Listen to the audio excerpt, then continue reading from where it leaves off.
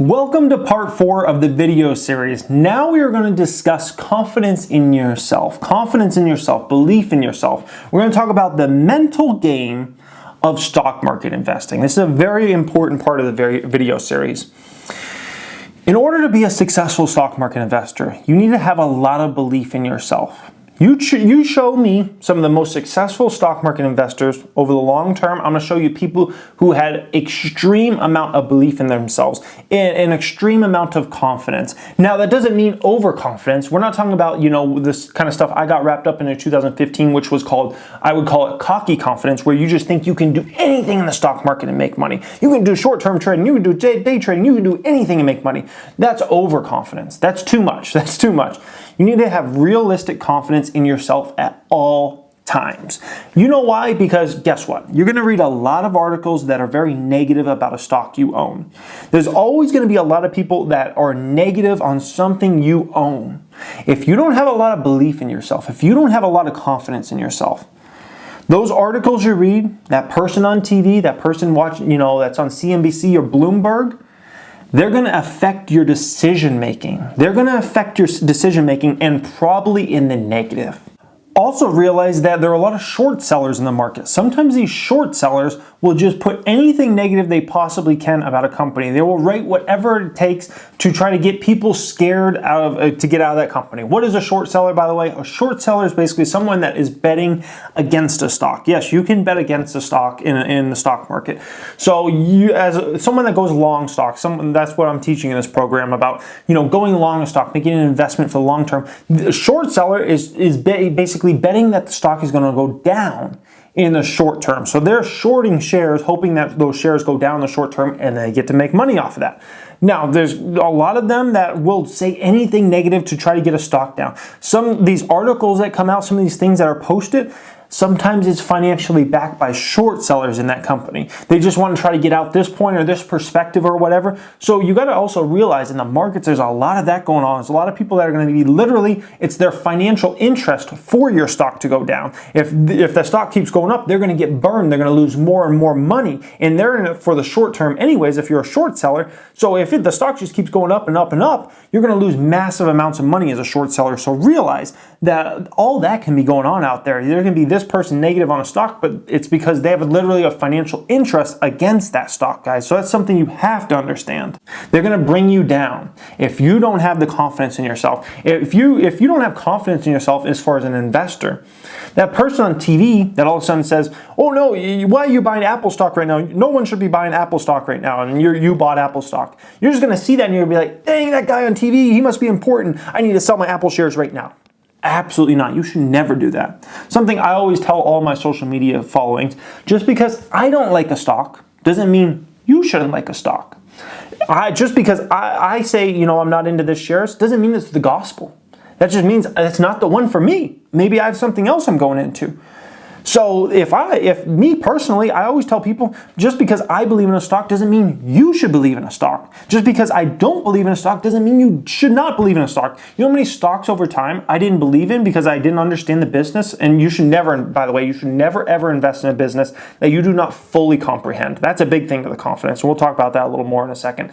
But you should, there's been a ton of companies over time that I did not invest in, because I simply did not understand the business model. And those stocks went up, hundreds of percent potentially. We're talking stocks like AMD, stocks like Nvidia, stocks that I looked into and I was like, I just don't really understand their business fully at that time, so I didn't invest in them and I didn't really believe in them. So, but if somebody else really understood those stocks and they heard me say, I'm not really into that stock, and they just thought, oh, because Jeremy's not into it, I shouldn't buy it. That's a bad decision. That's a bad decision on that person's part. You need to have the belief in yourself that you made the right decision. You know what else is going to happen? Like we talked about before, 50% of the time, generally, in the short term, that stock's going to go down. When that stock goes down, if you don't have confidence in yourself, you might start second guessing yourself. Oh my gosh, I made a bad decision. My stock just went down 5%. I just, let's say you happen to have $10,000 in that position. I just lost $500. What happened? I'm such a bad investor. I need to get out of this stock. That's the way you can start thinking if you don't have that type of confidence in yourself. So a big amount of confidence is going to be built up by two things. The first one is that you fully understand that company.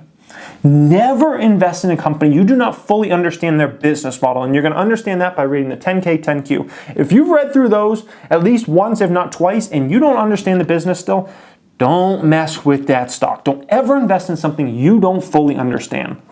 Let's say, like we talked about with me, there's been a lot of stocks I didn't fully understand. I've never wanted to touch those because guess what? If they would have went down, I would have started second guessing myself right away. So never mess with that. And that will give you confidence. If you fully understand that business just as well as anybody, then when that stock does go down in the short term, which it could potentially do, you'll be able to stick with it because you fully understand that business model better than most people. Let's just put it that way. The second part is putting in the work. You get a lot more confidence in your stock making decisions when you've put in the work, when you've read through those 10Ks, those 10Qs, when you've listened to those conference calls, when you've watched those investor presentations if the company has that, when you've researched all the news. You build up an extreme amount of confidence because you understand that company at such a high level. You know everything that's going on in that company, as far as where the company's going in the long term and in the short term. So that's going to build up a ton of confidence. It's like, let's say we were all boxers. Everybody watching this right now, we're all boxers, right?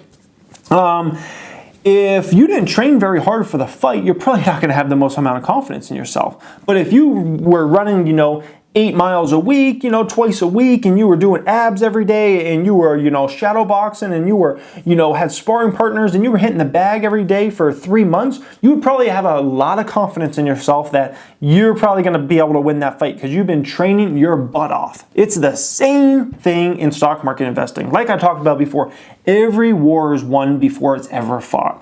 You do the research. It's going to help you get the confidence in yourself. And then confidence will build as you make successful investments over time.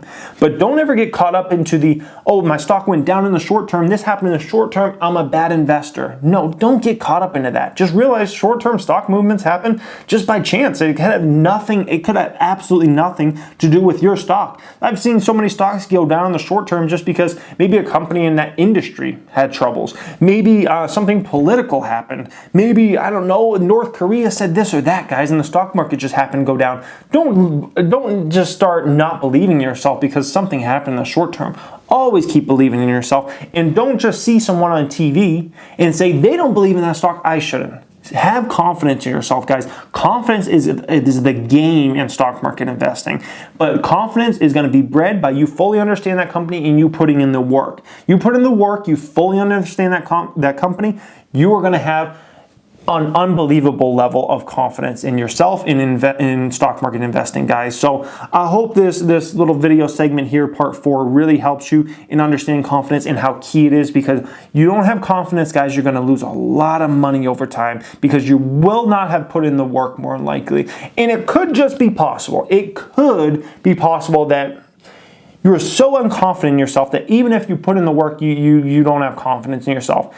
And to that, I gotta say, maybe just stock market investing is not for you. Maybe it's not. If you've done all the work and you've done all this and you're still not confident in yourself whatsoever, and you still, are second guessing yourself constantly. And by the way, second guessing yourself isn't that bad as long as you're just thinking about it and not making decisions just because you second guess yourself for a second. But it's possible there could be some people out there that stock market investing is just not for you. You just can't take the risk or whatnot, or you just can't, fathom possibly losing, 10% of your money or 20% of your money.